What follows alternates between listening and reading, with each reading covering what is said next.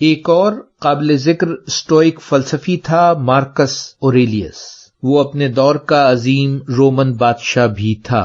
اس نے اپنی یادداشتوں کی کتاب میڈیٹیشن میں اس فلسفے کو بھرپور انداز سے تحریر کیا ہے۔ اس کے 19 سالہ دور حکمرانی کے دوران، جس میں 2 بڑی جنگیں ہوئیں اور اسے اپنی اولاد کے ہلاک ہونے کے صدمے سے بھی گزرنا پڑا، اس طرز فکر نے اس کا حوصلہ بڑھایا۔ پھر سینکڑوں سال بعد اس کی کتاب میڈیٹیشنز نے نیلسن منڈیلا کو ایک عظیم قائد بنانے میں مدد دی۔ 27 سالہ قید و بند کی آزمائش اور نسلی برابری کی جدوجہد میں اس کا حوصلہ اس فلسفے نے بڑھایا۔